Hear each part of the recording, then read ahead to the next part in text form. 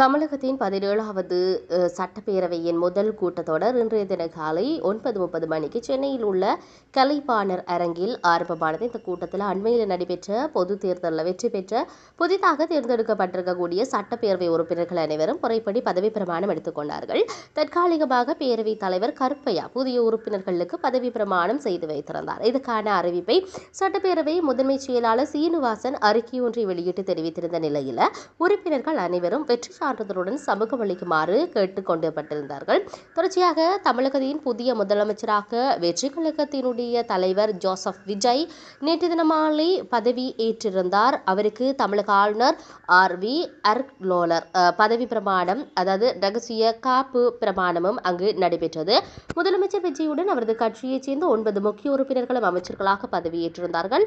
ஆளுநர் மாளிகையில் நிலவிய இழுபறிகளுக்கு பின் ஒரு வழியாக புதிய அமைச்சரவை பதவியேற்றது தமிழக அரசியல் வரலாற்றில் ஒரு முக்கிய திருப்பு முனையாக பார்க்கப்படுகின்றமை மிக முக்கியமான பேச்சு பொருளை உண்டு பண்ணியிருக்கின்றது என்ற விதமான விடயத்தை நாங்கள் இங்கு சொல்லக்கூடியதாக இருக்கிறது. இது இவ்வாறு இருக்கின்ற பொழுது இன்றைய நாளிலும் பல்வேறுபட்டவர்கள் தங்களுடைய பதவி பிரமாணங்களை அமைச்சர்கள் அதே போன்று LMAக்கள் எடுக்கின்ற பொழுது இதையும் தாண்டி தமிழகத்தை மையப்படுத்திய அரசியல் என்பது ஒரு சூடுபிடித்த அரசியல் நகர்வுகளோடு சென்று கொண்டிருப்பதை நாங்கள் பார்க்கக்கூடியதாக இருக்கிறது. இதிலும் குறிப்பாக விஜய் சந்தித்த, அதாவது ராகுல் காந்தி சார்ந்து ஒரு பரபரப்பான விடயங்கள் வந்திருக்கின்றது. அதையும் தாண்டி விஜயினுடைய அடுத்த கட்ட நடவடிக்கை என்ன என்பதை நாம் பார்க்க வேண்டிய தேவை இருக்கின்றது. இருப்பினும் இன்றைய நாள் நிகழ்வுகள் மிக சிறப்பாக இடம்பெற்று நடக்கின்றது என்பதை நாம் இந்த இடத்தில் பதிவு செய்யக்கூடியதாக இருக்கிறது.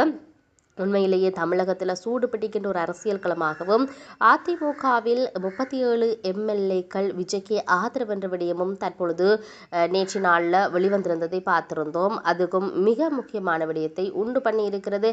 இருப்பினும் நாம் எல்லாரும் இதுக்கு பொறுத்திருந்து பார்க்க வேண்டிய தேவை இருக்கிறது. என்ன நடக்கப் போகின்றது என்பதை மற்றும் ஒரு பதிவினூடாக சந்திப்போம். வணக்கம்.